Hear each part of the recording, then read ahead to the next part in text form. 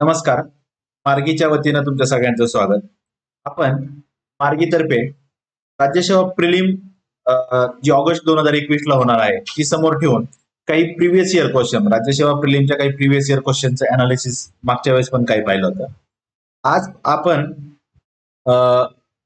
जो 23 जानेवारी 2021 ला जो राज्यसेवा प्रिलिमचा पेपर झालेला आहे त्या पेपर मधली पॉलिटीचे जे काही 15 किंवा 17 क्वेश्चन असणार आहेत त्या क्वेश्चनचं डिटेल डिस्कशन मध्ये पाहणार. त्यात आपण मागच्या वेळेस फक्त 3 क्वेश्चन पाहिले होते 2013च्या पेपरमध्ये. यावेळेस आपण 23 जानेवारी 2022चा जो पेपर आहे त्या पेपर मधले पूर्ण बघूयात की ही आपण अशी एक सिरीजच करूयात की राज्यसेवा प्रिलिमचे जे काही क्वेश्चन असणार आहेत त्या क्वेश्चनचं अनालिसिस. या सिरीजचा हेतू एकच आहे. एक तर तो क्वेश्चन का आला, त्याच्या मागे काही लॉजिक आहे का. दुसरं की याच एरियातून एक तर जनरली राज्यसेवा प्रिलिमच्या एरिया पॉलिटीचं पुरतं बोलतोय मी की एरिया स्पेसिफिक असतो. एक ठराविक टॉपिक मधूनच त्याच्यातून क्वेश्चन विचारले जातात. आणि लक्ष्मीकांत सरांचं पुस्तक चांगलं आहे. जनरली मोस्ट ऑफ द मुलं ते वापरतात किंवा तुम्ही जे कोणी कुठलं वापरत असाल ते. तर ती एरिया फोकस करणं की त्या एरियाला टार्गेट करणं आणि बाकीचे जे काही टॉपिक असणार आहेत ते एव्हरेजला येणं हा हेतू आहे. आपण परत एकदा आपल्याकडे नेहमी सांगतो की राज्यसेवा प्रिलिम क्वालिफाय होण्यासाठी तुमचा राज्यसेवा मेनचा सिलेबस पण पूर्ण झालेला पाहिजे. त्यावेळेस तुमची राज्यसेवा प्रिलिम लिहिणं तुलनेनं सोपं जातं. मी असं का म्हणतोय कारण यावर्षीचं जे 23 जानेवारी ला जो पेपर झाला 22 मधला तर त्या पेपरमध्ये 1-2 क्वेश्चन असे आहेत की ते मेनच्या सिलेबस मधले आहेत. त्यातले आता आपण डायरेक्ट सुरू करूयात. त्यातला एक एक क्वेश्चन पाहूयात. आता ही ए सिरीजचं माझ्याकडे पेपर आहे. ए सिरीज मध्ये आपण बघूयात पॉलिटीचे कुठले कुठले क्वेश्चन आहेत ते. त्या अनुषंगानं आपण त्याचं काय काय एरिया आहेत ते बघूया. क्वेश्चन थोडेसे मिक्स झालेले आहेत त्यामुळे ते हे होत आहे. एक प्रश्न त्यांनी सीपीआयएम ची स्थापना कधी झाली हा विचारला होता. आता आपल्याला या प्रश्नासंदर्भात जनरली मेन्सला विचारलं जातं तर तोही प्रिलिमला विचारला होता. शिवाय एम.एन. रॉय यांच्याविषयीचा एक प्रश्न विचारला होता. तो हिस्ट्रीच्या अँगल न होता किंवा पॉलिटिक्स पण काही ठिकाणी त्याचे रेफरन्स सापडतात. तर पोस्ट इंडिपेंडन्स मध्ये पण मग हिस्ट्रीचा जो आपण मेन्सला पार्ट करतो त्याच्यातही त्याचे रेफरन्स सापडतात. ओके, आता आपल्यातला ए सिरीज मध्ये 71 नंबरचा क्वेश्चन पॉलिटीचा आहे. त्याच्यात काय म्हटलंय बघा. सामाजिक आणि शैक्षणिक दृष्ट्या मागास वर्गाच्या संदर्भात असलेल्या 2021च्या 105व्या घटना दुरुस्ती कायद्याने भारतीय संविधानाच्या डॅश कलमामध्ये बदल केले आहेत. किती कलमात बदल केले हे असं आपल्याला विचारलेलं होतं. ते जे एसीबीसीचं रिझर्वेशन आहे एसीबीसीच्या रिझर्वेशन संदर्भातला हा प्रश्न विचारलेला होता. 105वी घटना दुरुस्ती. आता याच्यात जर बघितलं तर आपण ही 105वी घटना दुरुस्ती 18 ऑगस्ट 2021 ला लागू झाली. पहिली गोष्ट पण एकदा ह्या प्रश्नाचं बघूयात. आर्टिकल 338 बी मध्ये, आर्टिकल 342 ए मध्ये, आर्टिकल 366 मध्ये 26C नंबरचे याच्यात चेंज झालेले आहेत. आता जनरली आपल्याला राज्यसेवा प्रिलिमला पण आणि मेन्सला पण मेन्सला तर एकदा 8 घटना दुरुस्त्या विचारल्या आहेत. यावर्षी जो मे मध्ये पेपर झालाय 2022चा त्यात 4 घटना दुरुस्त्या विचारलेल्या आहेत. त्यामुळं आपलं काम काय जे रिसेंटच्या घटना दुरुस्त्या आहेत ते पाहून ठेवणं. दुसरं की आपण त्या राज्यसेवा मेन्सला ज्या प्रिव्हियस इयरला क्वेश्चनला विचारलेल्या आहेत की ज्या घटना दुरुस्त्या आहेत ते आवर्जून करणं. आता राज्यसेवाचे फेवरेट कुठले कुठले स्पॉट आहेत. एक तर 42वी घटना दुरुस्ती खूप वेळा विचारली जाते. 44वी घटना दुरुस्ती विचारली जाते. त्याच्यानंतर 73वी 74 घटना दुरुस्ती, 61वी घटना दुरुस्ती आहे. परत 52वी घटना दुरुस्ती अँटी डिफेक्शन संदर्भातली, 24वी घटना दुरुस्ती आहे. तर या प्रामुख्याने या घटना दुरुस्त्या विचारल्या जातात. तर त्या आपण करून ठेवणं गरजेचं आहे. 42व्या घटना दुरुस्तीला तर मिनी कॉन्स्टिट्यूशन म्हणतात, मग त्याच्या संदर्भातले प्रोव्हिजन असतील. शिवाय 23वी घटना दुरुस्ती आहे. SC/STचं रिझर्वेशन संदर्भातली त्यात तरतूद आहे. 11वी घटना दुरुस्ती आहे. 11व्या घटना दुरुस्तीने व्हाईस प्रेसिडेंटच्या इलेक्शनसाठी जी जॉईंट सिटिंगची प्रोव्हिजन होती त्याच्याऐवजी सेपरेट जे काही इलेक्शनची प्रोव्हिजन आहे ती करण्यात आलेली आहे. या अशा महत्वाच्या. परत याच वर्षी 10वी 12वी 14वी आणि 16वी या घटना दुरुस्त्या विचारलेल्या आहेत. 42व्या घटना दुरुस्तीचं फंडामेंटल ड्युटी मधल्या काही तरतुदी आहेत तर त्या बघणं गरजेचं आहे. 38वी घटना दुरुस्ती तिचाही वारंवार उल्लेख येतो आपल्या याच्यात, तर या घटना दुरुस्त्या करणं गरजेचं आहे.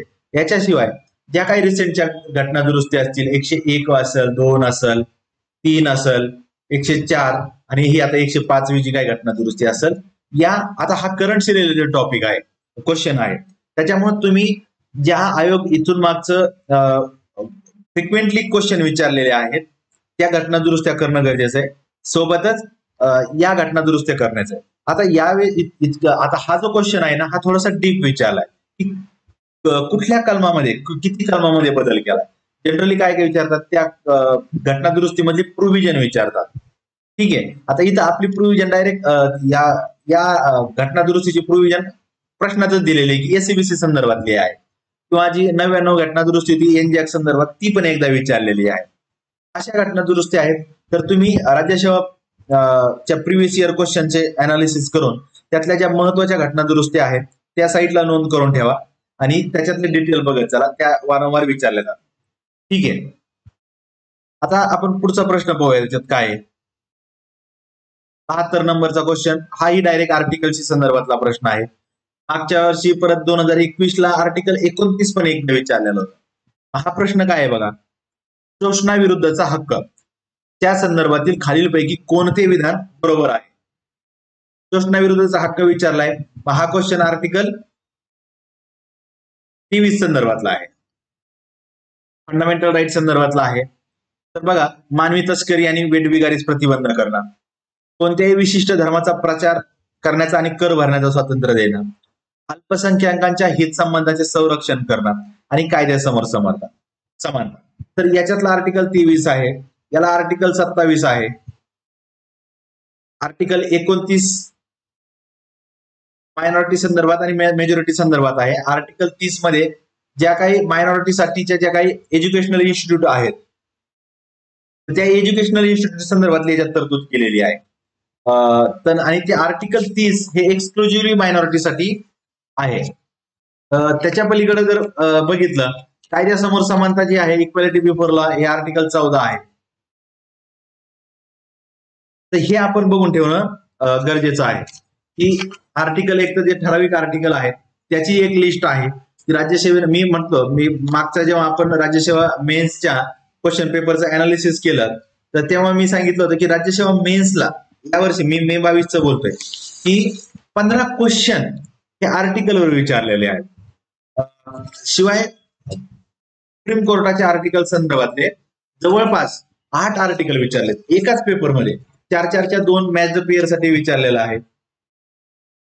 त्यामुळे ते करून ठेवणं गरजेचं आहे. हे फंडामेंटल राईट संदर्भातलं आर्टिकल जे आहे तर ते डिटेल करणं गरजेचं आहे. फंडामेंटल राईट असेल, एपीएसपी असतील, फंडामेंटल ड्युटीज असतील, president, parliament, vice president, state legislature याच्या संदर्भातले आर्टिकल वारंवार विचारले जातात. ते करून ठेवणं गरजेचं आहे. आता हे जे आर्टिकल जेव्हा आपण आता फंडामेंटल राईटचं बघतो, आता याच्यात आता आपलं काय झालं, आता आपण बघितलं की काय विचारलं, आता याच्यात काय विचारलं जाऊ शकतं ते जर बघितलं, फक्त आर्टिकल याच्या संदर्भात जर विचारलं तर याच्यात विचारतील काय की जे 29 आणि 30 असतील ते आर्टिकल आपल्याला माहिती आहे, काही आर्टिकल फक्त सिटीजनला आहे. 15, 16, 19, 29 आणि 30 हे आर्टिकल फक्त सिटीजनला लागू आहे. तर हे एकदा आपण करून ठेवणं गरजेचं आहे. त्याच्यानंतर कायद्यासमोर समानता या आर्टिकलचे जे काही आहे, या आर्टिकलमध्ये काय आहे की या आर्टिकलला काही अपवाद आहेत, इम्युनिटीज आहेत. मग आर्टिकल 361 मध्ये प्रेसिडेंट आणि गव्हर्नर असेल, त्यांना क्रिमिनल मधून काय इम्युनिटी आहेत, सिव्हिल मधून काय इम्युनिटी आहे, सिव्हिल साठी किती 2 महिन्याची नोटीस द्यावी लागते. किंवा आर्टिकल 361 असेल, 361 मध्ये काय आहे, 361 मध्ये की जे काही पार्लमेंटचं किंवा स्टेट लेजिस्लेचरचं ट्रू रिपोर्टिंग करतील त्यांना कुठल्या तरी प्रिव्हिलेजचं व्हायोलेशन झाले म्हणून कारवाई करता येणार नाही. 194 असेल, 104 असेल किंवा 195 असेल हे आर्टिकल असतील. किंवा जे UN चे डेलिगेशन असेल, फॉरेन डेलिगेशन असेल जे युएनचे डेलिगेशन असेल किंवा फॉरेनचे प्रेसिडेंट किंवा अँबॅसिडर वगैरे असतील तर त्यांना सिव्हिल आणि क्रिमिनल पासून जे एक्झम्पशन आहे तर ह्या सगळ्या तरतुदी आहेत ते बघणं गरजेचं आहे. आर्टिकल 27 टॅक्स संदर्भातला आहे. आर्टिकल 28 ज्या स्कूलमध्ये रिलिजियस इन्स्ट्रक्शन असतील त्याच्यापासून एक्झम्पशन करण्याचं किंवा कोणाला लागू करण्याचं त्याच्या संदर्भातले तरतूद आहेत. मानवी तस्करी आणि वेठबिगारीचं 23 झालं. 24चं बाल कामगारासंदर्भातला आर्टिकल आहे. तर हे सगळं बघून ठेवणं गरजेचं आहे. फंडामेंटल राईटच्या संदर्भातलं मग आता मी म्हटलं जसं सिटीझनला कुठले लागू आहेत हे करून ठेवणं गरजेचं आहे. ते सगळे आर्टिकल सिक्वेन्स न करणं गरजेचं आहे. त्याच्यातले रिजनेबल रिस्ट्रिक्शन कुठले आहेत प्रत्येक आर्टिकलवर ते बघणं गरजेचं आहे. परत आर्टिकल डेफिनेशन काय, आर्टिकल 12 मध्ये काय डेफिनेशन आहे, आर्टिकल 13 मध्ये काय डेफिनेशन आहे, 12 स्टेट हे 13 लॉ संदर्भातली डेफिनेशन आहे हे गरजेचं आहे. किंवा आर्टिकल 19 जे आहे, आर्टिकल 19 त्याच्यात काय काय प्रोव्हिजन आहेत, फ्रीडम ऑफ स्पीच आणि एक्सप्रेशन असेल, पीसफुली असेंबल होण्याचा असेल, मुवमेंट करण्याचा असेल, रिसाइड करण्याचा असेल, प्रोफेशन करण्याचा अधिकार असेल, या सगळ्या गोष्टी संदर्भात तुम्ही डिटेल बघून ठेवणं गरजेचं आहे. फंडामेंटल राईट, डीपीएसपी आणि फंडामेंटल ड्युटी याच्यावर दरवर्षी कंपल्सरी एक तरी क्वेश्चन विचारला जातो. त्यामुळे तो हमखास मार्क देणारा क्वेश्चन आहे. मेन्सला तर कधी कधी 3-3, 4-4 क्वेश्चन असतात, त्यामुळं तेही बघून ठेवणं गरजेचं आहे. ठीक आहे. आर्टिकल 29 एकदा विचारलेलं होतं. मग हे जे आहे तर तुम्ही नेहमी मी काय म्हणतो की sources through question through sources कडे जा. म्हणजे आता आपल्याला हा शोषणाविरोधाचा हक्क विचारलाय म्हणजे आर्टिकल किती बघा, आजूबाजूचा काय एरिया आहे ते बघून ठेवणं गरजेचं आहे. त्याच्यात शोषणाविरुद्धच्या हक्कात म्हणून आपल्याला मिलिटरी सर्व्हिस करण्याचं किंवा सोशल सर्व्हिस करण्याचं स्टेट कंपल्शन करू शकतं, त्याच्या संदर्भातल्या तरतुदी आहेत ते बघितलं पाहिजे. किंवा आर्टिकल 33 मध्ये जे काही मिलिटरी सर्व्हिसेस असतील किंवा पोलीस सर्व्हिसेस असतील, ज्या गुप्तचर एजन्सी असतील यांच्यातले जे काही लोक असतील त्यांना काही फंडामेंटल राईटला त्यांच्या फंडामेंटल राईटवर निर्बंध आहे, त्याच्यासाठी तुम्हाला कोर्टात जाता येणार नाही, त्याच्या संदर्भात तरतूद असेल. आर्टिकल 32 आहे. 32 मधलं जे सर्चोरारी आहे, कोरंट आहे, मॅन्डमन्स आहे, हे सगळ्या गोष्टी बघून ठेवणं गरजेचं आहे. ठीक आहे. त्यामुळं या टॉपिकला समोर ठेवून तुम्ही सोर्स मटेरियलकडे जाणं गरजेचं आहे. त्याच्यानंतरचा क्वेश्चन आहे प्रेसिडेंट संदर्भातला. आता यावर्षी जुलै महिन्यात प्रेसिडेंटचं इलेक्शन आहे आणि ऑगस्ट महिन्यात व्हाईस प्रेसिडेंटचं इलेक्शन आहे. जेव्हा 2017ला प्रेसिडेंट आणि व्हाईस प्रेसिडेंटचं इलेक्शन झालं तेव्हा आपल्याला एक एसेस आला होता की व्हाईस प्रेसिडेंटच्या इलेक्शनची प्रोसिजर काय आहे वगैरे त्याच्या संदर्भात डिटेल एसेस आला होता. यावर्षी पण प्रेसिडेंटचं इलेक्शन आहे त्यामुळे प्रेसिडेंट व्हाईस प्रेसिडेंट याच्या संदर्भात एक्सपेक्टेड आहे. आता हा प्रश्न काय विचारलाय आपल्याला, खालीलपैकी कोण राष्ट्रपतीच्या निवडणुकीत थेट भाग घेत नाही असं विचारलंय. म्हणजे राष्ट्रपतीचे मतदार कोण नाहीत हे विचारले. पहिलं काय, लोकसभा आणि राज्यसभेचे निवडलेले सदस्य जे आहेत ते. दुसरं काय, राज्य विधानसभेचे निर्वाचित सदस्य आहेत.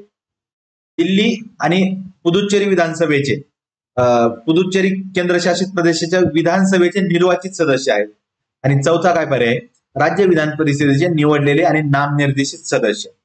तर याच्यातला पर्याय क्रमांक जो चौथा आहे तो हे सहभागी घेत नाही. लोकसभा आणि राज्यसभेचे जे काही इलेक्टेड मेंबर आहेत ते सहभाग घेतात, नॉमिनेटेड नाही. राज्य विधानसभेचे जे इलेक्टेड आहेत ते घेतात. आणि दिल्ली आणि पुदुच्चेरी या दोनच ठिकाणी केंद्रशासित प्रदेशात लेजिस्लेटिव्ह असेंब्ली आहे त्यामुळे तिथले इलेक्टेड मेंबर प्रेसिडेंटच्या इलेक्शन मध्ये भाग घेतात. मग आता राज्य विधान परिषद घेत नाही हे लक्षात ठेवा, त्यातले निवडलेले असू दे किंवा नामनिर्देशित असू द्या कोणीच सहभाग घेत नाही. मग व्हाईस प्रेसिडेंटच्या इलेक्शन संदर्भात काय आहे, तर व्हाईस प्रेसिडेंटच्या इलेक्शन संदर्भात फक्त काय आहे की लोकसभा आणि राज्यसभेचे इलेक्टेड आणि नॉमिनेटेड मेंबर पण सहभाग घेतात. शिवाय आता राष्ट्रपतीची निवड करण्यासाठी या लोकांचा सहभाग आहे, पण जेव्हा राष्ट्रपतीची रिमूव्हल करायचं असतं तर त्याच्या संदर्भातली काय तरतूद आहे, लोकसभेचे आणि राज्यसभेचे जे निवडलेले सदस्य असतात ते याला मतदान करतात, विधानसभेचे करत नाही. मग आपण काही राज्यसभेचे राष्ट्रपतीचे आर्टिकल बघून ठेवणं गरजेचं आहे. एक सिक्वेन्स असे आपण बघतो, एम म्हणजे मॅनर, प्रेसिडेंटचे मॅनर संदर्भात तरतूद आहे, आर्टिकल 55 मध्ये आहे. टर्म प्रेसिडेंटची टर्म आर्टिकल 56 आहे.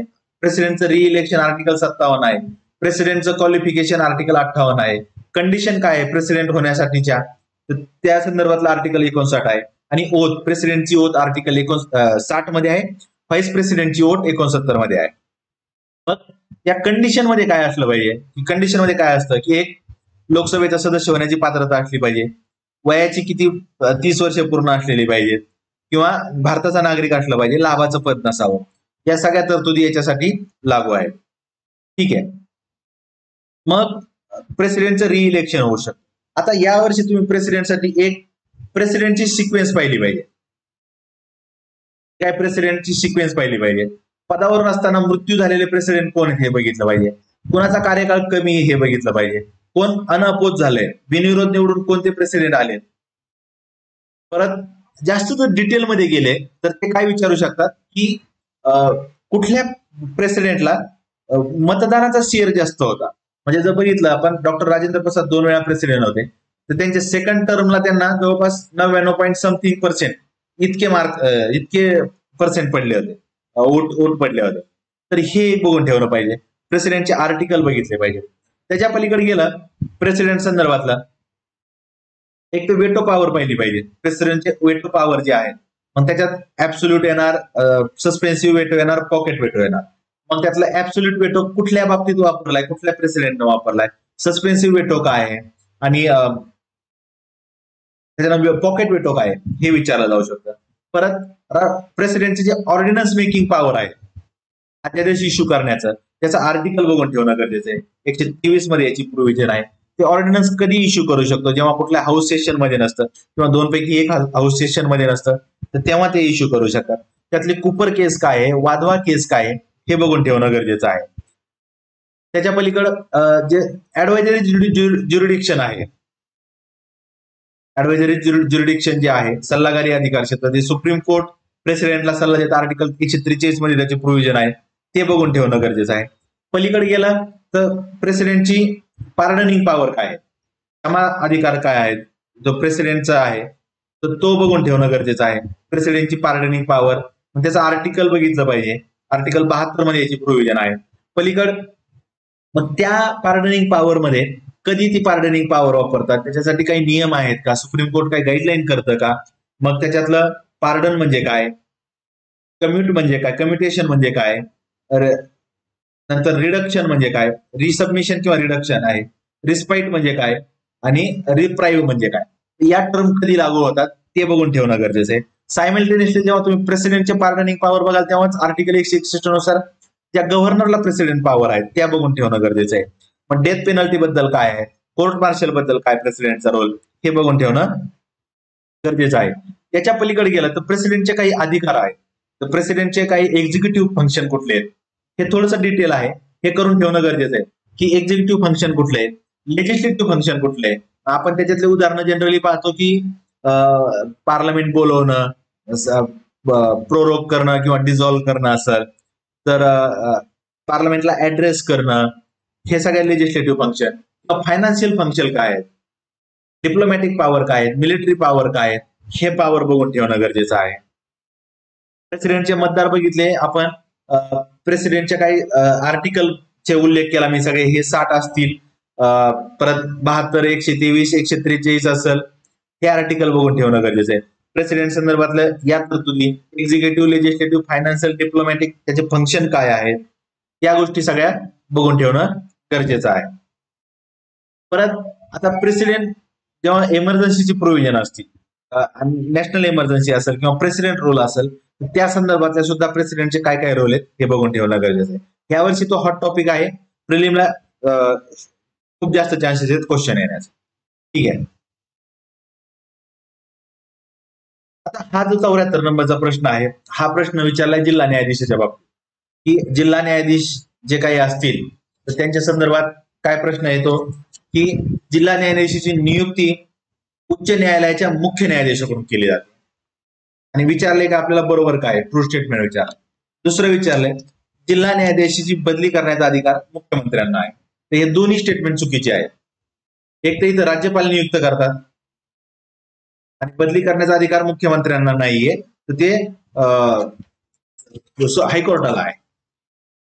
आता हे जे प्रोव्हिजन आहे, आपण कोर्ट जेव्हा बघतो आपल्याकडे सुप्रीम कोर्ट आहे, हायकोर्ट आहे आणि सबऑर्डिनेट कोर्ट आहे. जिल्हा न्यायाधीश फक्त आपण जिल्हा न्यायाधीश बघू, दुसरीकडे कुठेतरी जेव्हा सुप्रीम कोर्ट आणि हायकोर्ट संदर्भातला प्रश्न आहे तेव्हा त्याच्या संदर्भात बोलू.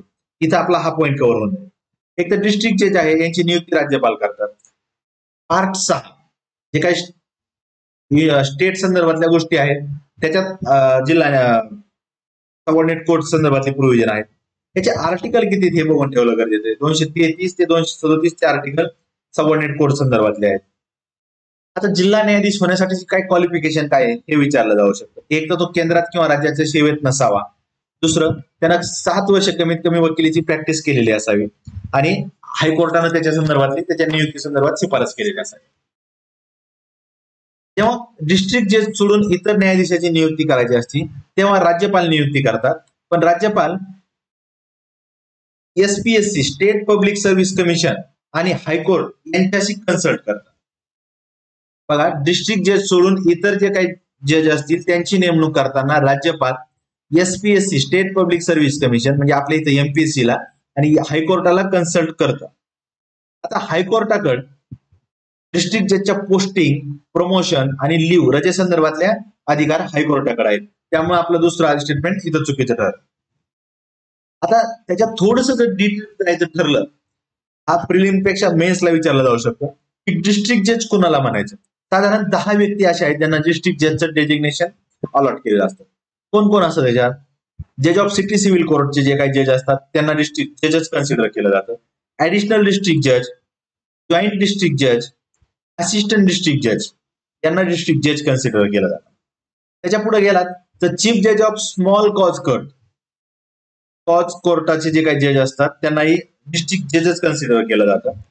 चीफ प्रेसिडेन्सी मॅजिस्ट्रेट जे असतात हे बॉम्बे, बेंगॉल, मद्रास पुरत्याच मर्यादित होत्या, यांना डिस्ट्रिक्ट जज कन्सिडर केलं जातं. ऍडिशनल चीफ प्रेसिडेन्सी मॅजिस्ट्रेट असतात, सेशन जज असतात जे क्रिमिनल बाबीसाठी असतात, ऍडिशनल सेशन जज असतात आणि असिस्टंट सेशन जज, अशा 10 व्यक्तींना सेशन आपलं डिस्ट्रिक्ट जज म्हणतात. हा थोडासा मेन्सला विचारला जाऊ शकतं. प्रिलिम पुरतं बघितलं ते नियुक्ती कोण करतं, बदली करण्याचा अधिकार कोणाला आहे. जेव्हा डिस्ट्रिक्ट जज सोडून इतर बदली करायची ठरली तर कोणाचा SPSC किंवा हायकोर्ट नियुक्ती सांगणार. पार्ट 6 आहे, आर्टिकल 233 ते 237 याच्यात तरतुदी आहे. हे बघून ठेवणं गरजेचं आहे. आता त्याच टॉपिक मध्ये तुम्ही बघितलं तर लोक अदालत आहे, ग्राम अदालत आहे, ग्राम न्यायालय आहे, याच्या संदर्भातल्या प्रोव्हिजन आहेत त्या एकदा बघून ठेवणं गरजेचं आहे. ग्राम न्यायालयाला कुठलं निकष लागू होतात वगैरे काय ते विचारलं जातं. त्यामुळं हे बघून सुप्रीम कोर्ट आणि हायकोर्टाचं काही जी आपली इंटिग्रेटेड ज्युडिशियरी आहे ती आपण तेव्हा पाहूयात तिथं. ठीक आहे. 75 नंबरचा क्वेश्चन आहे. आपण 2013चा जेव्हा डिस्कशन घेतलं तर त्या संदर्भात हे आपण तो व्हिडिओ चांगला आहे. इथं परत त्याच्यावर बोलण्यापेक्षा तो व्हिडिओ एकदा तुम्ही पाहून घ्या की काय आहे हा प्रश्न. की जे काही आपण जी कॉन्स्टिट्यूशन आहे आपली जनरली काय म्हणतात बॉरो क्वेश्चन आहे, कॉन्स्टिट्यूशन आहे की आपण 60 देशाच्या घटनेचा अभ्यास करून आपल्याला जे काही उपयुक्त आहे अशा बाबींचा आपल्याला अनुसरून समावेश केलेला आहे आपल्या कॉन्स्टिट्यूशनवर. मग हा जो प्रश्न आहे, इंग्लंड कडून आपण काय घेतलं, अमेरिकेकडून काय घेतलं, आयर्लंड कडून काय घेतलं, ऑस्ट्रेलियाकडून काय घेतलं, मग इथं परत साऊथ आफ्रिका आहे, जर्मनी आहे, 1935च्या कायद्यातून काय घेतलं, ह्या सगळ्या बाबी आहेत त्या बघून ठेवणं गरजेचं आहे. तो डायरेक्ट व्हिडिओ बघा, इथं परत त्याचं रिपिटेशन करत नाही. ठीक आहे. आता हा जो प्रश्न आहे, राष्ट्रीय आणीबाणी घोषित करण्यासाठी घटनेत सशस्त्र बंड हा शब्द कधी जोडला गेला? जे आर्म रिबिलियन आहे याच्या संदर्भातला आहे, घटना दुरुस्ती विचारलेली आहे. आता बघितलं आपण वर 105वी घटना दुरुस्ती विचारली, इथं परत 44वी घटना दुरुस्ती विचारलेली. म्हणजे एकाच पेपरमध्ये 2 घटना दुरुस्तीवर प्रश्न झालेले आहेत. पहा आता याच्यात 3 घटना दुरुस्त्या दिल्यात. आपण कधी कधी पर्याय पण बघतो, पर्याय थ्रू जायचा प्रयत्न करतो. तर 44वी घटना दुरुस्ती खूप वेळा आहे, मी मगाशी पण उल्लेख केला. 42वी घटना दुरुस्ती आहे आणि 38वी घटना दुरुस्ती आहे. 40व्या घटना दुरुस्तीचा तसा याच्याशी काहीही संबंध नाही. राष्ट्रीय आणीबाणीचा जो इमर्जन्सीचा टॉपिक आहे, इमर्जन्सी संदर्भातल्या या 3 घटना दुरुस्ती आहे. 38व्या घटना दुरुस्तीने काय केलं तर 38व्या घटना दुरुस्तीने जर इमर्जन्सी डिक्लेअर केली असेल तर त्याचा ज्युडिशियल रिव्ह्यू करता येणार नाही असं सांगितलं. ज्युडिशियल रिव्ह्यू नाही. पण मग मिनर्वा मिल्स केसनं सांगितलं की याचा ज्युडिशियल रिव्ह्यू करता येईल आणि तीच प्रोव्हिजन 44व्या घटना दुरुस्तीने केलेली आहे. आता राष्ट्रीय आणीबाणी संदर्भात 44व्या घटना दुरुस्तीने साधारणपणे एक 9 ते 10 बाबी चेंज केलेल्या आहेत. राष्ट्रीय आणीबाणीमध्ये 44व्या घटना दुरुस्ती त्यातली एक एक बाब तुम्ही महत्वाची लक्षात ठेवणं गरजेचं आहे. हा 44व्या घटना दुरुस्तीबद्दल बोलतोय मी. पहिलं, अंतर्गत अशांततेऐवजी सशस्त्र बंड हा शब्द समावेश केला. दुसरं काय केलं, कॅबिनेटची लीक. जेव्हा कधी तुम्हाला राष्ट्रीय आणीबाणी घोषित करायची असेल तेव्हा कॅबिनेटचं रिटर्न रिकमेंडेशन लागणार आहे. त्याच्यापूर्वी काय केलं जायचं, जनरली PM डिक्लेअर करायचे, मग कधीतरी कॅबिनेटला नंतर कळायचं. ठीक आहे, तर कॅबिनेट आता ह्या संदर्भातलं लक्षात ठेवायचं की आर्टिकल 352 मध्ये कॅबिनेटचा उल्लेख आलेला आहे. तसं त्याची कॉन्स्टिट्युशनल तरतूद आहे ती बघा. ठीक आहे. तिसरं काय आहे, जेव्हा कधी तुम्ही राष्ट्रीय आणीबाणी घोषित करता ते राष्ट्रीय आणीबाणीला संसदेने राष्ट्रीय आणीबाणी प्रेसिडेंट डिक्लेअर करतात, पण तिला संसदेची मान्यता लागते. मूळ घटनेत तरतूद होती 2 महिन्यात मान्यता द्यावी, पण 44व्या घटना दुरुस्तीने हा कालावधी 1 महिना इतका केलेला आहे. ठीक आहे. नंतर चौथा जो मुद्दा आहे, राष्ट्रीय आणीबाणी प्रत्येक 6 महिन्यानं तिचा पिरियॉडिकल रिव्ह्यू करता यावा, पिरियॉडिकल तिला सँक्शन मिळावं. पूर्वी कसं होतं, एकदा नॅशनल इमर्जन्सी डिक्लेअर केली की जोपर्यंत एक्झिक्युटिव्हला डिझायर वाटतंय तोपर्यंत ती आणीबाणी कंटिन्यू राहायची. पण 44व्या घटना दुरुस्तीने असं केलं की नॅशनल आणीबाणी जी आहे, राष्ट्रीय आणीबाणी, दर 6 महिन्याला तिला संसदेची मान्यता घ्यावी लागणार आहे आणि नंतर ती दर 6 महिन्याने ती वाढवता येऊ शकते. ही एक तरतूद केली होती. नंतर राष्ट्रीय आणीबाणी लागू करण्यासाठी विशेष बहुमताची तरतूद केली. पूर्वी साध्या बहुमताची तरतूद होती. लोकसभेच्या साध्या बहुमतानं तुम्हाला ती राष्ट्रीय आणीबाणी लावता यायची आणि राज्यसभेच्या. परत 6वा मुद्दा आहे, राष्ट्रीय आणीबाणी जेव्हा रिव्होक करायची, परत घ्यायची, तेव्हा पूर्वी असं होतं की राष्ट्रपती ती रिव्होक करायचे, पण मग 44व्या घटना दुरुस्तीने याच्यात काय केलं, लोकसभेचे 1 सदस्यांनी तशी डिमांड केली पाहिजे स्पीकरकडे. जेव्हा हाऊस सेशन मध्ये असेल तेव्हा स्पीकरकडे डिमांड करायची, जेव्हा हाऊस सेशन मध्ये नसेल तेव्हा प्रेसिडेंटकडे डिमांड करायची की आणीबाणी रिव्होक करायची, त्याच्यासाठी आमची 1/10 मेंबरचं सिग्नेचर असणार हे आहे. त्याच्यानंतर ती आणीबाणी रिव्होक केली जायची. परत मी आता म्हटलं तसं खालचं 38व्या घटना दुरुस्तीनं ज्युडिशियल रिव्ह्यू नसणार आहे राष्ट्रीय आणीबाणीला, पण मिनर्वा मिल्स केसमध्ये सांगितलं की असणार आहे. आणि 44व्या घटना दुरुस्तीने सांगितलं की राष्ट्रीय आणीबाणी घोषित करण्याचे ग्राउंड काय आहेत त्याच्या संदर्भात ज्युडिशियल रिव्ह्यू करता येईल. मग त्याच्या संदर्भात आणखी काय केलं तर 44व्या घटना दुरुस्तीने आर्टिकल 19 जे आहे, आर्टिकल 358च्या आधारे आर्टिकल 19 सस्पेंड होत असतात. ते आर्टिकल 19 सस्पेंड होताना त्याच्या संदर्भातल्या काही प्रोव्हिजन 44व्या घटना दुरुस्तीने चेंज केल्या. काय होतं की जेव्हा कधी युद्ध, परकीय आक्रमण किंवा युद्ध या कारणावरून राष्ट्रीय आणीबाणी लागेल तेव्हाच आर्टिकल 19 सस्पेंड होईल. दुसरं, फक्त राष्ट्रीय आणीबाणीशी संबंधितच कायद्यांना या दरम्यान चॅलेंज करता येणार नाही, इतर कायद्यांना करता येईल. ही तरतूद 44व्या घटना दुरुस्तीने केलेली आहे. परत आर्टिकल 359 ने 20-21 सोडून, आर्टिकल 20-21 सोडून बाकीचे फंडामेंटल राईट सस्पेंड करण्याची तरतूद 359 मध्ये आहे.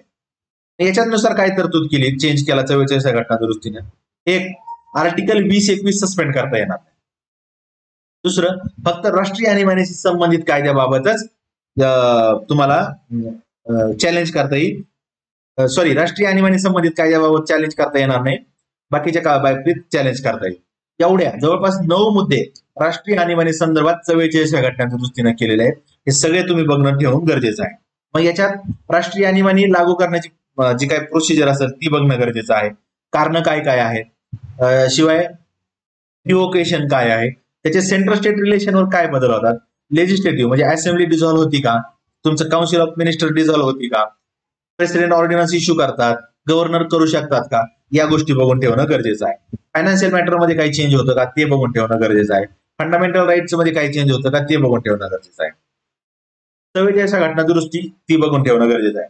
मग 42व्या घटना दुरुस्तीने काय बदल केले, 2 बदल केले. पहिल्यांदा काय होतं की 44व्या घटना, याच्यापूर्वी काय होतं की राष्ट्रीय आणीबाणी पूर्ण भारतभरासाठी डिक्लेअर करता यायची, पण त्याच्यात काय केलं, विशिष्ट 42व्या घटना दुरुस्तीनं स्पेसिफिक पार्ट पुरती ही नॅशनल इमर्जन्सी डिक्लेअर करता यायला लागली, ही तरतूद केली. दुसरं, राष्ट्रीय आणीबाणी वेळी जे काही एक्झिक्युटिव्ह आणि लेजिस्लेटिव्ह चेंज केले जाणार आहेत, तर ते चेंज ज्या राज्यापुरती राष्ट्रीय आणीबाणी आहे, जर सपोज स्पेसिफिक पार्ट पुरती लावली तर फक्त त्याच राज्यांना लागू नसणार आहेत. ते बदल पूर्ण भारतभरासाठी इतर राज्यांनाही लागू असणार आहेत. हा बदल 42व्या घटना दुरुस्तीने केला. ठीक आहे. 38व्या घटना दुरुस्तीचा आपण बघितलं होतं की ज्युडिशियल रिव्ह्यू करता येत नाही. आणि आणखीन एक याने बदल केला होता की अगोदर राष्ट्रीय आणीबाणी घोषित असताना सुद्धा नवीन कारणासाठी नवीन राष्ट्रीय आणीबाणी घोषित करण्यात येण्याची तरतूद 38वी घटना दुरुस्ती 1975 ने केलेली आहे. 44 घटना दुरुस्ती 1978 ची आहे. 42 1976 ची आहे. 40वी नाही आणि आपल्याला महत्वाची ही 1975 ची आहे. जनता पार्टीच्या सरकारच्या काळात दोनच आणीबाण्या प्रामुख्याने घटना दुरुस्ती झाल्या, एक तर 43 आणि 44. ते लक्षात ठेवणं इथं गरजेचं आहे. ठीक आहे. म्हणजे आता आपण जेव्हा हा इमर्जन्सी प्रोव्हिजन बघू, तर इमर्जन्सी प्रोव्हिजन मधलं आपण जवळपास सगळे पॉईंट कव्हर केले की काय लक्षात ठेवायचं. सपोज त्याच्यातच दुसरा पार्ट आहे प्रेसिडेंट रूल. प्रेसिडेंट रूल त्याची लावण्याची प्रोसिजर काय आहे, सेंट्रल स्टेट रिलेशन मध्ये काही चेंज होतात का, फंडामेंटल राईट कर काही चेंज होतात का, जे काही कायदे करण्याच्या अधिकाराबद्दल काही चेंजेस होतात का, शिवाय कुठल्या कुठल्या राज्यात राष्ट्रीय आणीबाणी राष्ट्रपती राजवट लागू करण्यात आली, किती वेळा लागू करण्यात आली, कुठल्या राज्यात राष्ट्रपती, आता छत्तीसगड आणि तेलंगणामध्ये राष्ट्रीय आणीबाणी राष्ट्रपती राजवटच लागू करण्यात आलेली नाही. राष्ट्रपती राजवटला कॉन्स्टिट्युशनल इमर्जन्सी पण म्हणतात, हे बघून ठेवणं गरजेचं आहे. राष्ट्रीय आणीबाणीचं आर्टिकल किती आहे, पार्ट किती आहे, हे बघून ठेवणं गरजेचं आहे. फायनान्शियल इमर्जन्सी संदर्भातलं काय आहे, शिवाय याच्यात राष्ट्रीय आणीबाणीच्या वेळेस किंवा प्रेसिडेंट रूलच्या वेळेस जे काही लेजिस्लेटिव्ह आणि एक्झिक्युटिव्ह मध्ये चेंज केले असतील ते चेंज कधीपर्यंत लागू असतात. सपोज जर फायनान्शियल मॅटर मध्ये काही चेंज केला तर ते फायनान्शियल इयर संपेपर्यंत लागू असतो, फायनान्शियल इयर. किंवा जर कायदा केला तर कायदा 6 महिन्यात, राष्ट्रीय आणीबाणी रिव्ह्यू झाल्यानंतर 6 महिन्यापर्यंत व्हॅलिड असतो. हे जे काही बदल आहेत ते बदल बघून ठेवणं गरजेचं आहे. फायनान्शियल इमर्जन्सी संदर्भातलं आर्टिकल लक्षात ठेवणं गरजेचं आहे. मग राष्ट्रपती राजवटी संदर्भातलं आर्टिकल 356 महत्वाचं आहे. आर्टिकल 365 काय आहे ते बघून ठेवणं गरजेचं आहे. परत याच्या संदर्भातलं थोडं डिटेल गेलं तर केस बघून ठेवणं गरजेचं आहे. राष्ट्रपती राजवटी संदर्भातल्या केस असतील, आता महाराष्ट्रातील राष्ट्रपती राजवट असतील ते बघून ठेवणं गरजेचं आहे. SR मुंबई केस काय आहे ते बघून ठेवणं गरजेचं आहे.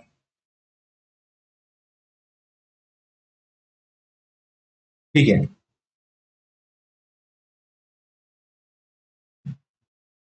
पुढचा प्रश्न पहा. राष्ट्रपतीवर बघा 2 क्वेश्चन इथंच झाले प्रिलिमला.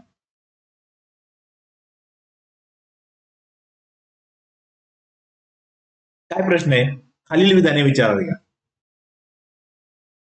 राष्ट्रपती कोणतेही सर्वसाधारण विधेयक संसदेकडे पुनर्विचारासाठी पाठवू शकतात. राष्ट्रपती धन विधेयक संसदेकडे पुनर्विचारासाठी पाठवू शकतात.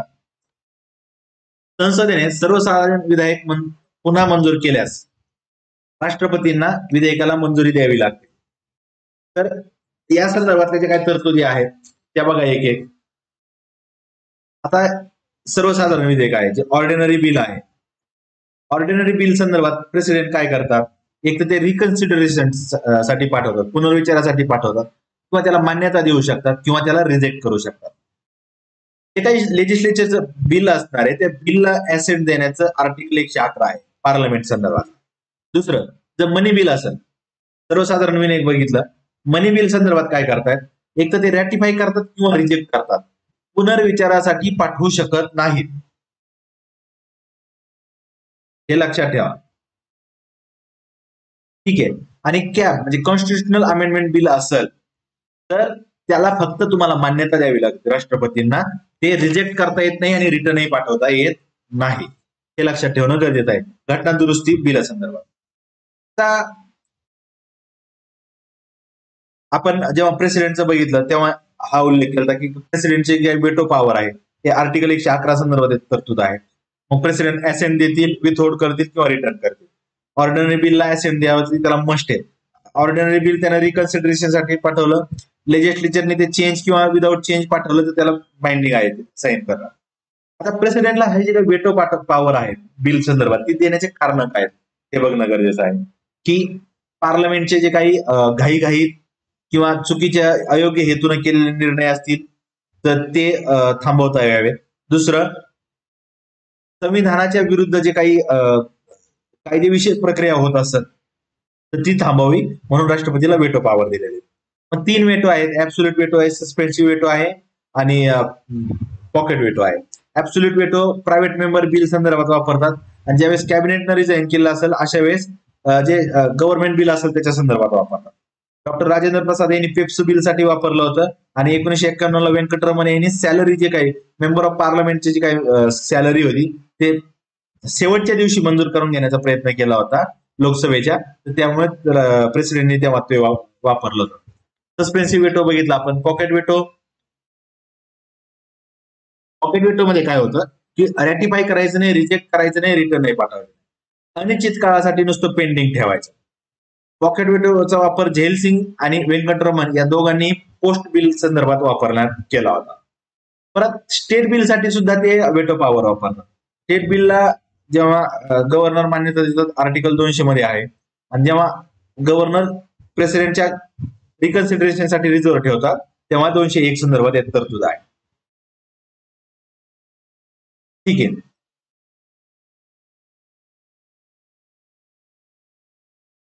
ह्या सगळ्या राष्ट्रपती संदर्भातल्या या सगळ्या गोष्टी आहेत. एकाच वर्षी राष्ट्रपतीचे 2 क्वेश्चन आहेत. या वर्षी पण एक्सपेक्टेड आहे, ते तुम्ही बघून ठेवणं गरजेचं आहे.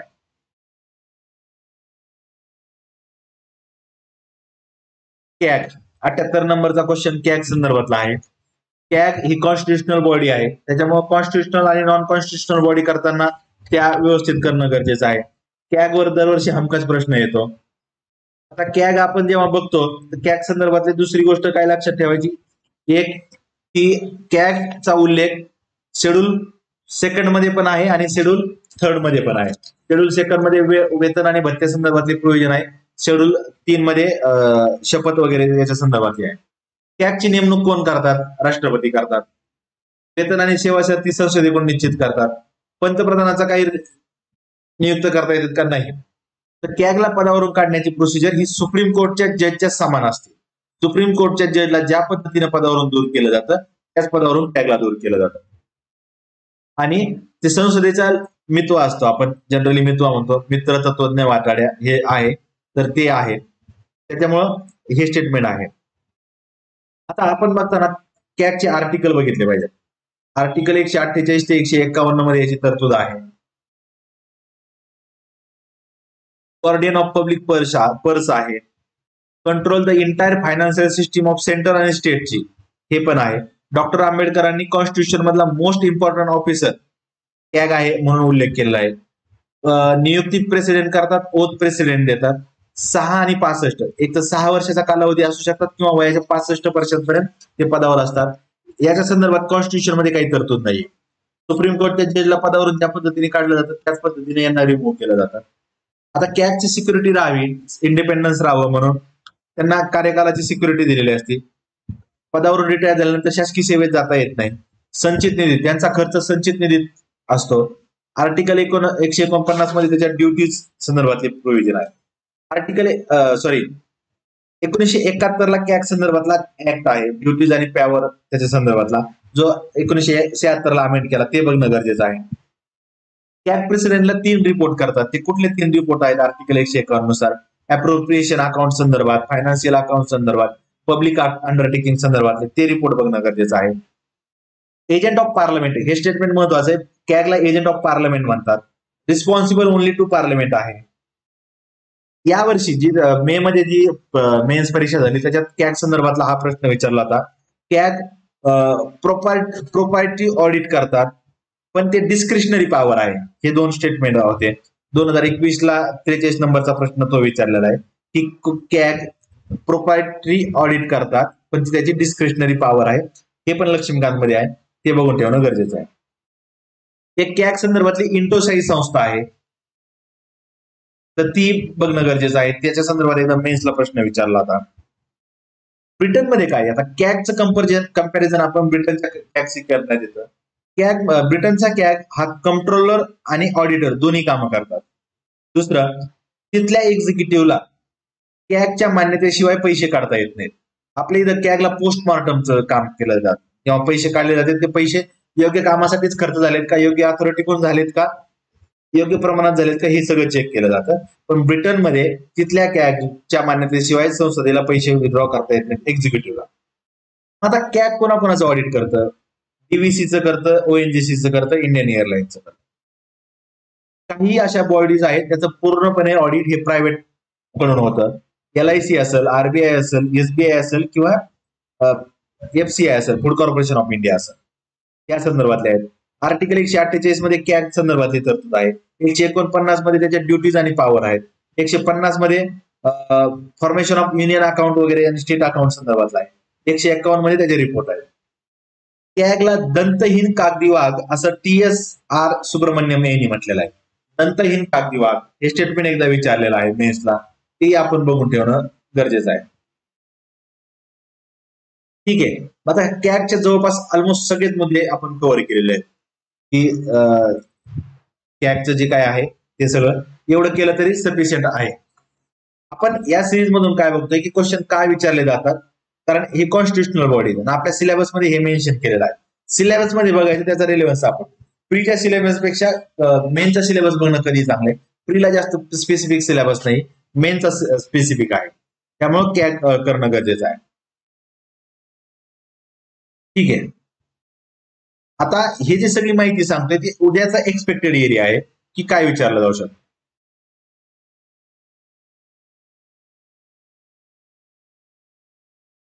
पुढचा प्रश्न विचारलाय, बरोबर काय असं विचारलंय. विधान परिषद हे स्थायी सभागृह आहे, आपल्याला माहित असते. राज्यपाल विधान परिषदेचे पदसिद्ध अध्यक्ष असतात, हे चुकीचं आहे. काही नामनिर्देशित सदस्य सोडल्यास विधान परिषदेचे सदस्य अप्रत्यक्ष पद्धतीने निवडले जातात. अप्रत्यक्ष पद्धतीने किती निवडले जातात? 5-6 निवडले जातात. नामनिर्देशित किती असतात? 1/6 असतात. 12 सदस्य राज्यपाल नेमतात, त्या संदर्भातली ही तरतूद आहे.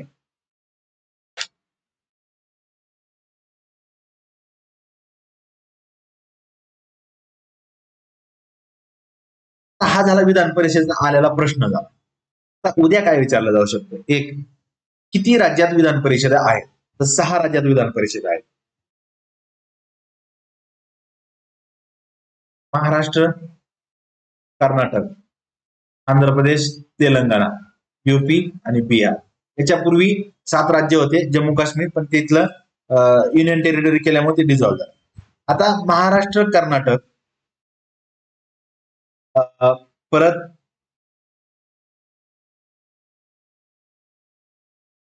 UP आणि बिहार, महाराष्ट्र, कर्नाटक आणि UP आणि बिहार या राज्यांच्या स्थापनेपासूनच तिथली बायकॅमरल लेजिस्लेचर आहे. मग आता आपण पुढचा एकदा प्रश्न विचारलेला आहे कुठेतरी की महाराष्ट्र विधान परिषदेला किती वर्ष पूर्ण झाले, याच पेपरमध्ये आहे. तर जेव्हा आपल्याला एक बायकॅमरलिझम कधी आलं हे बघणं गरजेचं आहे. पहिलं, आता हा मुद्दा शिरतो कुठं की हिस्टॉरिकल बॅकग्राऊंड जे आहे की युनियन लेवलला, सेंट्रल लेवलला बायकॅमरलिझम 1919च्या कायद्यानं आलं आणि प्रोव्हिन्शियल लेवलला 1935च्या कायद्यानं 11 पैकी 6 प्रोव्हिन्समध्ये बायकॅमरलिझम आलं. आता हे 6 प्रोव्हिन्स कुठले होते? BBM, UP, बिहार आणि आसाम. बॉम्बे, बेंगॉल, मद्रास, UP, बिहार, आसाम या 6 प्रोव्हिन्समध्ये स्टेट लेजिस्लेटिव्ह काउन्सिलची स्थापना करण्यात आली. ठीक आहे, तर हा प्रश्न विचारला जाऊ शकतो. दुसरं की आता याचे मेंबर किती आहेत हे विचारलं जाईल. एक, महाराष्ट्राचे आपल्याला पाठ असतात 78, कर्नाटक आणि आंध्र प्रदेशचे, कर्नाटक आणि बिहारचे सेम आहेत 75-75, UPचे 100 आहेत, आंध्र प्रदेशचे 58 आहेत, तेलंगणाचे 40 आहेत. याचे मेंबर किती आहेत हे बघून ठेवणं गरजेचं आहे. आता आंध्र प्रदेश लेजिस्लेटिव्ह असेंब्लीने परत अबॉलिश करण्यासाठी त्यांनी बिल मारले यावर्षी. एकदा आपल्याला प्रिलिमला ओडिसाचं विचारलं होतं की ओडिसानं लेजिस्लेटिव्ह असेंब्ली क्रिएशनसाठी बिल केलंय, पश्चिम बंगालने केलंय, त्यामुळे यावर्षी परत विचारलं जाते. पश्चिम बंगालने पण रिकमेंडेशन पार्लमेंट तिथल्या लेजिस्लेचरने मंजूर करून पाठवलंय की आम्हाला लेजिस्लेचर क्रिएट करायचं, MLC क्रिएट करायची, लेजिस्लेटिव्ह काउन्सिल, तुम्ही मान्यता द्या वगैरे. त्यामुळं आंध्र प्रदेशची जी लेजिस्लेटिव्ह काउन्सिल आहे ती 1957ला क्रिएट करण्यात आली. आंध्र प्रदेशची स्थापना ऑक्टोबर 53 आपल्याला माहिती आहे. मग 1985ला परत आंध्र प्रदेशची अबॉलिश करण्यात आली आणि 2007ला परत रिक्रिएट करण्यात आली आणि मागच्या वर्षी परत ते अबॉलिश करण्यासाठीचं बिल केलं. पश्चिम बंगाल म्हणते आम्हाला क्रिएट करा, आंध्र प्रदेश म्हणते आमची रद्द करा. तामिळनाडूची जी काही लेजिस्लेटिव्ह काउन्सिल आहे ती 1986ला अबॉलिश केलेली आहे. हाही प्रश्न एकदा विचारलेला आहे. पश्चिम बंगाल आणि वेस्ट बेंगॉलची 1969ला अबॉलिश करण्यात आलेली आहे. ठीक आहे. आता ही जी विधान परिषद असते त्या विधान परिषदेची सदस्य संख्या किती असते? विधानसभेचे 1/3 मेंबर इतकी असती, मॅक्सिमम 1/3 आणि मिनिमम किती असणार आहे? मिनिमम 40. मग ते तेलंगणला लागू होतं. ठीक आहे. आता इथं आपल्याला विचारलंय की काही नामनिर्देशित सोडल्यास बाकीचे अप्रत्यक्ष निवडणे. मग बघा अप्रत्यक्ष कसे निवडले जातात? 1/3 लोकल मधून, लोकल बॉडीज जे असतात स्थानिक स्वराज्य संस्थेतून त्यातून 1/3 निवडतात. 1/12 पदवीधर मधून आणि 1/12 शिक्षक मतदारसंघातून निवडतात. 1/3 विधानसभेतून, विधानसभा सदस्यातून, विधान परिषद सदस्यातून निवडले जातात आणि 1/6 हे राज्यपालाद्वारे नॉमिनेटेड असतात. मग आता आपण याच्या संदर्भात बघायचं काय? विधानसभेसोबत विधान परिषदेचे समान अधिकार काय आहेत, असमान अधिकार काय आहेत हे बघून ठेवणं गरजेचं आहे. आता आपण परत इथं प्रेसिडेंट संदर्भात विचार केला होता की प्रेसिडेंट साठी कोण कोण मतदान करतं, तर तिथं पण होता की राज्य विधान परिषदेचे इलेक्टेड आणि नॉमिनेटेड मेंबर तर दोघंही करत येत नाही, हे बघून ठेवणं गरजेचं आहे. हा सगळा त्याचा एक्सपेक्टेड एरिया आहे विधान परिषदे संदर्भातला. महाराष्ट्र विधान परिषदेला तो पुढचा प्रश्न असेल तेव्हा आपण तिथं बघू. 1987ला 50 वर्ष पूर्ण झाले वगैरे. हा एक प्रश्न थोडासा अनएक्सपेक्टेड होता, थोडासा डिटेल झाला. जसं आपण 105व्या घटना दुरुस्तीचा बघितला तसाच हा क्वेश्चन आहे की जम्मू काश्मीर आर्टिकल 70 रद्द केल्यामुळे जम्मू काश्मीर संदर्भात काहीतरी क्वेश्चन एक्सपेक्टेड होता, पण मग हा एवढा एक्सपेक्टेड नव्हता. काय आहे प्रश्न? जम्मू काश्मीर राज्य मानवी हक्क आयोगाचे अस्तित्व कुठल्या दिवशी संपलं असं विचारलंय. 31 ऑक्टोबर 2019. उत्तर हेच होतं कारण 31 ऑक्टोबरला तिथले राईट्स स्टेटचा दर्जा गेला होता. 15 ऑगस्ट 2019, 1 जानेवारी 2020, 31 डिसेंबर 2021. तर ए हा आपलं उत्तर होतं. Jammu Kashmir state human right कमिशनची स्थापना जी आहे ती जानेवारी 97ला झाली. जम्मू काश्मीर राज्य मानवी हक्क आयोगासोबतच त्याच दिवशी 31 ऑक्टोबरला आणखी 5 किंवा 6 बॉडीज डिझॉल्व्ह करण्यात आल्या. एक राज्य माहिती आयोग पण रद्द करण्यात आला, राज्य ग्राहक तक्रार निवारण आयोग पण रद्द करण्यात आला, राज्य वीज नियंत्रण आयोग पण रद्द करण्यात आला, महिला बाल हक्क संरक्षण आयोग पण रद्द करण्यात आला, दिव्यांगासंदर्भातला जो आयोग होता तोही रद्द करण्यात आला आणि राज्य दायित्व जबाबदारीत्व संदर्भातला जो आयोग होता तेही रद्द करण्यात आलेला आहे. मग याचे अधिकार गेले कोणाकडे? तर NHRC जम्मू काश्मीर संदर्भातले ह्युमन राईटचे आहे ते NHRC कडे कामकाज आहे. ठीक आहे. एक Jammu Kashmir state human right commission autonomous होतं, क्वासी ज्युडिशियल होतं, एक अध्यक्ष आणि 4 सदस्य होते. त्यामुळे ह्या प्रश्न बघून ठेवणं गरजेचं आहे. मग राज्य मानवी हक्क आयोग विचारलाय तर मग आपण NHRC करून ठेवणं गरजेचं आहे. NHRCचं जी काही नॅशनल ह्युमन राईट कमिशनचे जे काही अध्यक्ष आणि मेंबर नेमण्याची समिती, ती समिती आयोगाची फार फेवरेट आहे. त्याच्यावेळी पूर्वी प्रिलिमला त्याच्या संदर्भात 2 वेळा प्रश्न विचारलेला आहे. त्या समितीत कोण कोण असतात, मग NHRCचे अध्यक्ष कोण कोण आहेत, त्याची स्थापना कधी झाली, त्याचे ज्युरिडिक्शन कधी झालं, हे आपण सगळं जेव्हा नॉन कॉन्स्टिट्युशनल बॉडी संदर्भातलं येणार आहे तेव्हा. राज्य मानवी हक्क आयोग, महाराष्ट्र राज्य मानवी हक्क आयोगाच्या संदर्भात तरतूद सुद्धा आपण त्याच वेळेस पाहूयात. मग तिथं हे बोलण्यात येईल. हे जम्मू काश्मीर संदर्भातलं होतं म्हणून इथपर्यंतच त्याचं बोलूया. ठीक आहे. बघा आतापर्यंत एकाच पेपरमध्ये 3 घटना दुरुस्त्या विचारल्यात. 105वी विचारलेली झालेली आहे, मध्यंतरी 44वी घटना दुरुस्ती विचारली सशस्त्र बंड आणि आता परत 74वी घटना दुरुस्ती विचारली.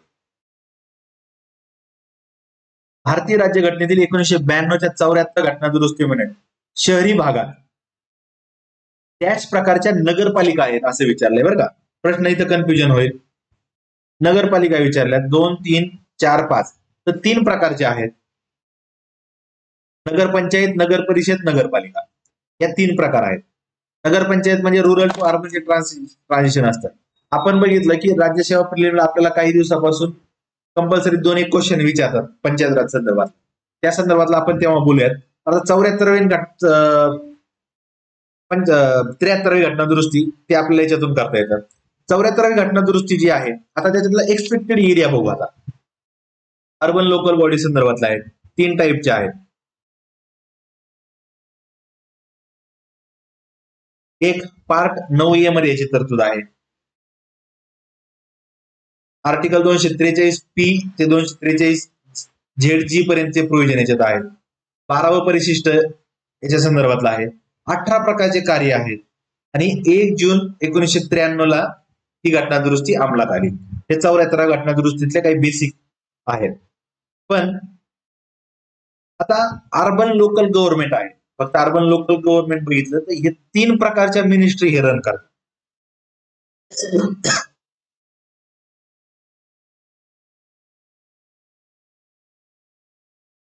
एक अर्बन लोकल गव्हर्नमेंटची जी काही बॉडी असत, अर्बन डेव्हलपमेंट मिनिस्टर जे आहे ते 1985 ला क्रिएट करण्यात आलं होतं. ते याच्या संदर्भातलं कामकाज बघितलं.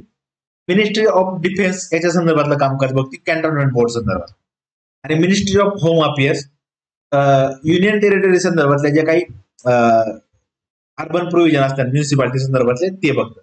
अशा 3 मिनिस्ट्री काम याच्यासाठी करतात. आता इथे विचारले आपल्याला किती प्रकारच्या नगरपालिका आहेत, पण किती प्रकारच्या लोकल गव्हर्नमेंट आहेत असं जर विचारलं अर्बन लोकल गव्हर्नमेंट तर ते 8 प्रकारचे आहेत. लक्ष्मीकांतच्या सुरुवातीलाच हे दिलेलं आहे. एक म्युनिसिपल कॉर्पोरेशन आहे, म्युनिसिपालिटी आहे, नोटिफाईड एरिया कमिटी आहे, टाउन एरिया कमिटी आहे, कॅन्टोन्मेंट बोर्ड आहेत. कॅन्टोन्मेंट बोर्डच्या 4 कॅटेगरी आहेत तेही विचारले जातात. टाउनशिप आहे, पोर्ट ट्रस्ट असणार आणि स्पेशल पर्पज एजन्सी, असे 8 प्रकारच्या अर्बन लोकल गव्हर्नमेंट आहेत. किती प्रकारच्या नगरपालिका आहेत तर 3 प्रकारच्या आहेत. हे लक्षात ठेवणं गरजेचं आहे. ठीक आहे. याच्या संदर्भात 3 प्रकारचे मिनिस्ट्री कामकाज करतात हे बघणं गरजेचं आहे. 74वी आणि 73वी घटना दुरुस्ती आपल्याला त्याच्या कमिट्या कुठल्या आहेत, कमिट्याने काय काय तरतूद केली हे बघणं गरजेचं आहे. पंचायत राजचा आपण जेव्हा डिटेल मधला एखादा क्वेश्चन येईल त्याच्यात हे बघू. पण 74वी घटना दुरुस्ती पुरतं विचारले म्हणून आपण सध्या इथंच बघू. हा सगळा एक्सपेक्टेड एरिया आहे. पार्ट किती आहे, आर्टिकल किती आहेत, शेड्यूल किती आहे, कार्य किती आहेत, 18 कार्य आहेत आणि लागू कधी झाली 1 जून 93 ला. ठीक आहे. पुढचा प्रश्न पाहूयात. हा प्रश्न मी म्हणतोय तो की महाराष्ट्र विधान परिषदेला डॅश मध्ये 50 वर्ष पूर्ण झाली.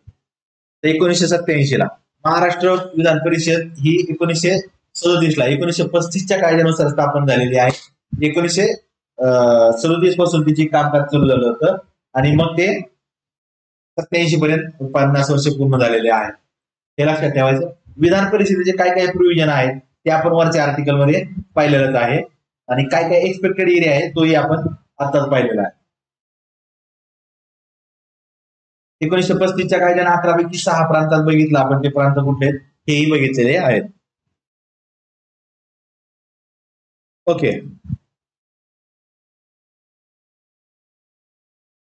आता मी जसं म्हणतो की आर्टिकल करणं गरजेचं आहे. आर्टिकलवर क्वेश्चन विचारतात. घटना दुरुस्ती याच पेपरमध्ये आपल्याला 3 घटना दुरुस्ती विचारल्या. त्याच्या शेड्यूल विचारणं गरजेचं आहे. पार्ट करणं गरजेचं आहे. जे पार्ट असतात, भाग असतात ते पार्ट असले गरजेचं आहे. आता बघा प्रश्न काय विचारलाय शेड्यूल संदर्भातला आहे की शब्दा किंवा प्रतिज्ञाचे नमुने भारतीय राज्यघटनेच्या कोणत्या अनुसूचीमध्ये आहेत. 10व्या, 6व्या, 3ऱ्या, 1ल्या. मुळातच 12 अनुसूची आहेत. 12चे 12 पाठ करणं सोपं आहे. 3ऱ्या अनुसूचित आहेत. पण आता आपल्याला हे तिथंच थांबणार आहे. 3ऱ्या अनुसूचीचं जर आपण डिटेलमध्ये बघितलं ते काय विचारतील, 3ऱ्या अनुसूचित कुणाकुणाच्या शब्द आहेत हे विचारतील. मग युनियन आणि स्टेट मिनिस्टरच्या शपथ आहेत. तर मेंबर ऑफ पार्लमेंट आणि मेंबर ऑफ स्टेट लेजिस्लेचर व्हायचं असेल, तुम्ही कॅन्डिडेट असेल तर तुम्हाला इलेक्शन कमिशननं प्रिस्क्राईब केलेली ओथ घ्यावी लागते. ती ओथ याच्यात समावेश आहे. MP आणि MLA झाल्यानंतर किंवा MLA किंवा MLC झाल्यानंतर जी ओथ घ्यावी लागते ती प्रोटेम स्पीकर तुम्हाला ओथ देतात. ती ओथचा समावेश 3ऱ्या शेड्यूल मध्ये आहे. सुप्रीम कोर्ट आणि हायकोर्टच्या जजचा शपथीचा समावेश 3ऱ्या शेड्यूल मध्ये आहे आणि कॅगचा समावेश मी मगाशी म्हटलं कॅगचा सांगताना कॅगचा 2ऱ्या आणि 3ऱ्या शेड्यूल मध्ये पण समावेश आहे. आता पहिलं शेड्यूलच्या पासून आपण सुरुवात करणं गरजेचं आहे. त्यातलं विचारतात कुठलं 2रं शेड्यूल विचारतात. 2ऱ्या शेड्यूल मध्ये वेतन आणि भत्ते आहेत. मग ते कोणाकोणाचे वेतन आणि भत्ते आहेत हे बघणं गरजेचं आहे. प्रेसिडेंटचे आहेत, गव्हर्नरचे आहेत, लोकसभेचे स्पीकर आणि डेप्युटी स्पीकर आहेत, राज्यसभेचे स्पीकर आणि चेअरमन आणि डेप्युटी चेअरमन आहेत. लेजिस्लेटिव्ह असेंब्लीचे स्पीकर आणि डेप्युटी स्पीकर आहेत. लेजिस्लेटिव्ह काउन्सिलचे चेअरमन आणि डेप्युटी चेअरमन आहेत. सुप्रीम कोर्ट आणि हायकोर्टच्या जजच्या वेतन आणि भत्ते आहेत आणि कॅगचे आहेत. एवढ्या सगळ्या प्रोव्हिजन आर्टिकल 2 आणि 3 हे महत्वाचं आहे. आर्टिकल 4 काय शेड्यूल 4 काय आहे तर राज्यसभेतले जे काही सदस्य संख्या असेल त्याच्या संदर्भात चौकट. आर्टिकल 5 मध्ये काय 10 राज्यात शेड्यूल एरिया विषयीच्या प्रोव्हिजन आहेत. ते 10 राज्य कुठले ते बघितले पाहिजे. आर्टिकल 6 मध्ये काय की 4 राज्य आहेत आसमी मैत्री याच्या संदर्भातल्या शेड्यूल ट्राईब आणि एरिया संदर्भातल्या प्रोव्हिजन आहेत. 7वं शेड्यूल काय लिस्ट संदर्भातला आहे. युनियन स्टेट आणि कॉन्करंट लिस्ट आहे. 8व्या शेड्यूल मध्ये लँग्वेजेस आहेत. 14 लँग्वेज होत्या त्यानंतर 22 त्याच्या संदर्भातली 21वी घटना दुरुस्ती 71वी घटना दुरुस्ती 92वी घटना दुरुस्ती 96वी घटना दुरुस्ती या करून ठेवणं गरजेचं आहे. 8 झाल्या. 9 मध्ये पंचायत आहे.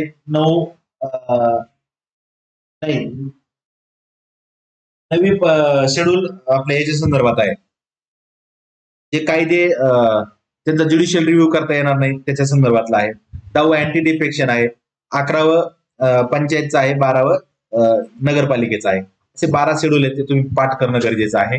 2रा 3रा शेड्यूल आवर्जून करा. 6वं करा. 7वं 8वं हे करणं गरजेचं आहे. ठीक आहे. शेड्यूल एकदा पाठ करा ते सगळं तुमचं शेड्यूल मध्ये काय प्रोव्हिजन आहे ते लक्षात येतं.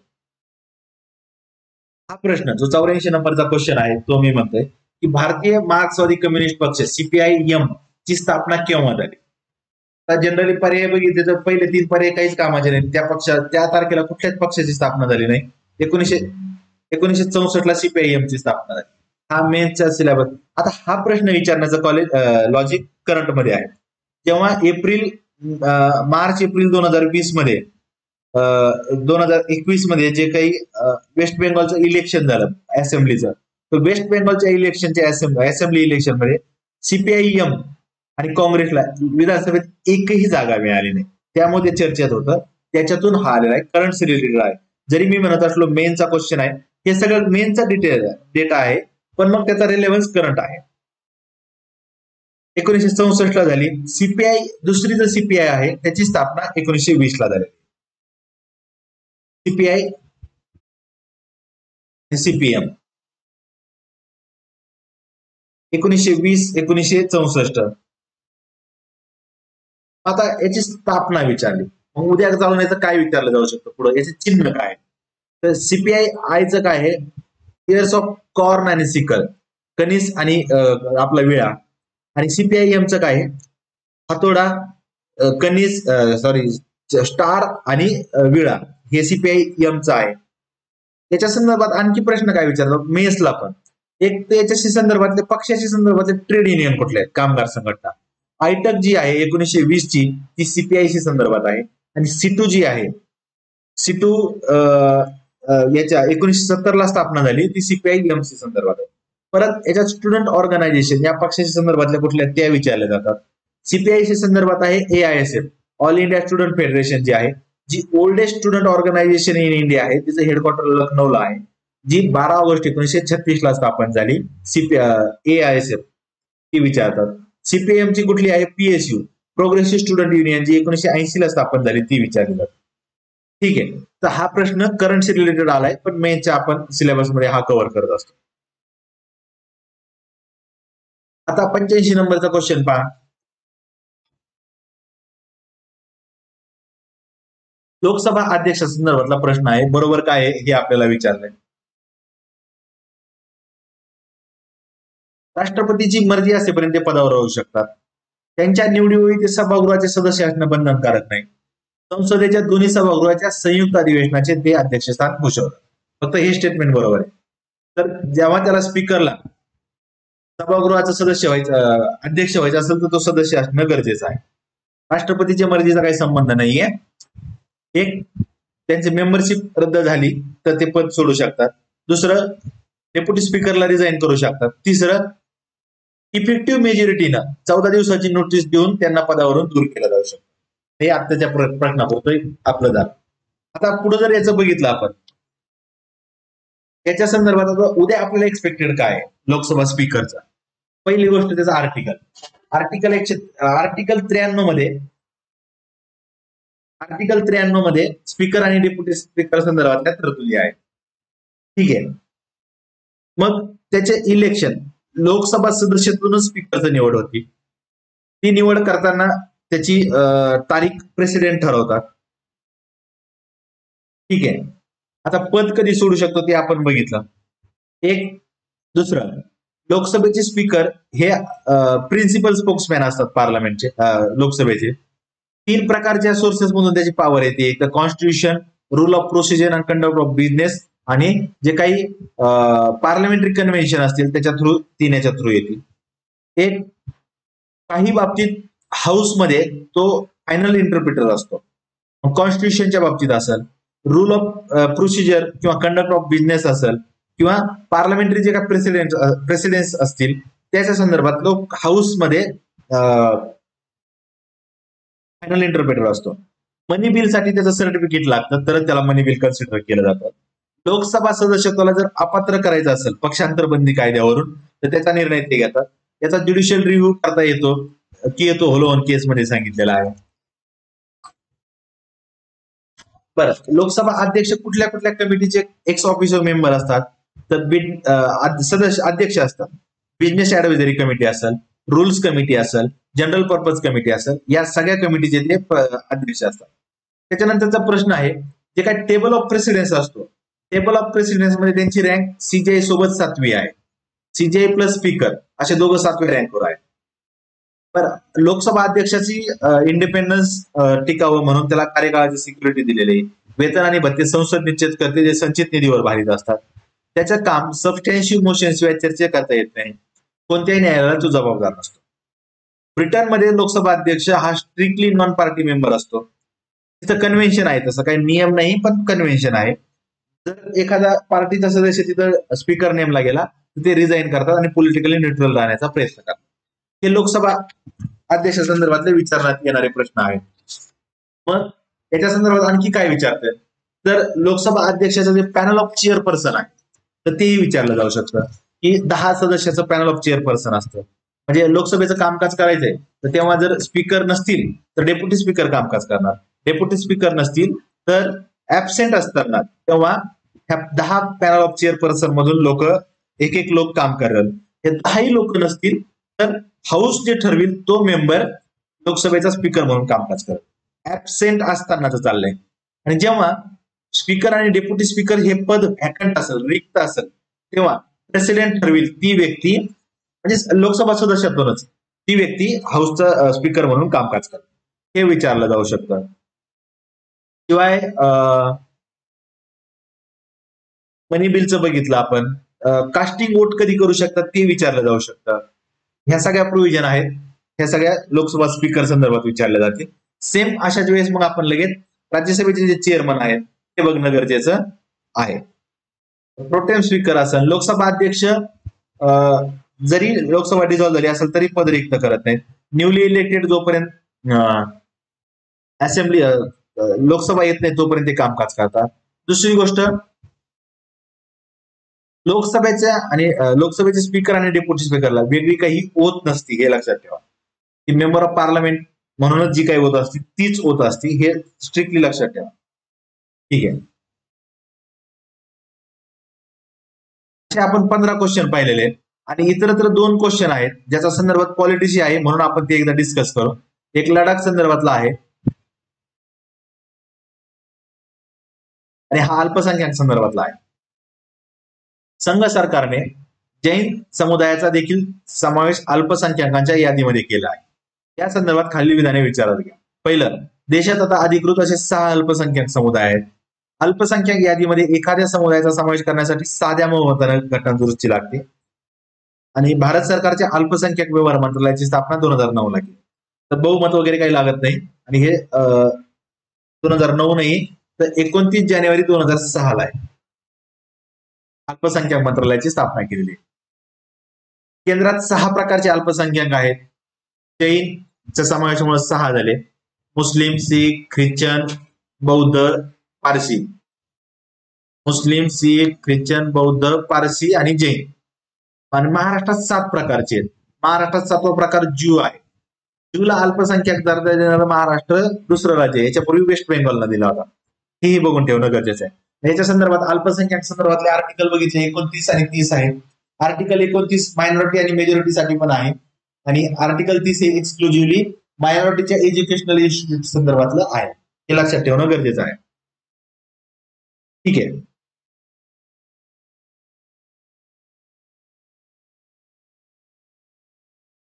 बर, मायनॉरिटीची डेफिनेशन कॉन्स्टिट्यूशन मध्ये कुठे दिलेली नाही हे लक्षात ठेवा.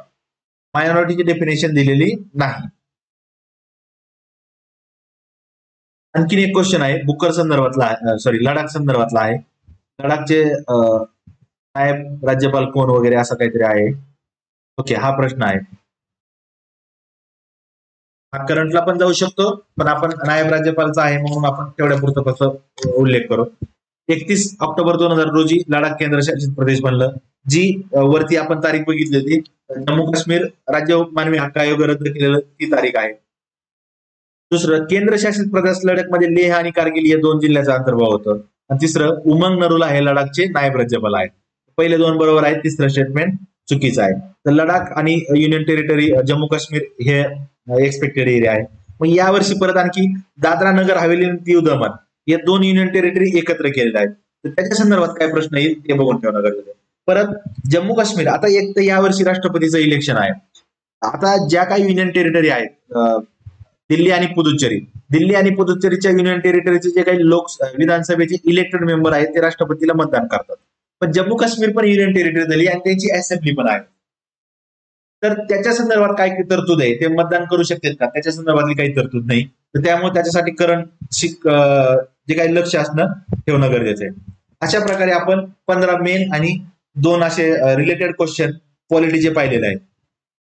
या सिरीजचा उद्देश असाच आहे की त्या पॉइंटशी संदर्भात एक्सपेक्टेड एरिया काय काय आहेत, की का क्वेश्चन आला, मग मी म्हटलं हा लडाखचा असेल, किंवा सीपीआयएमचा का क्वेश्चन आला, किंवा 105वी घटना दुरुस्ती काय आली, ह्या संदर्भातला आहे.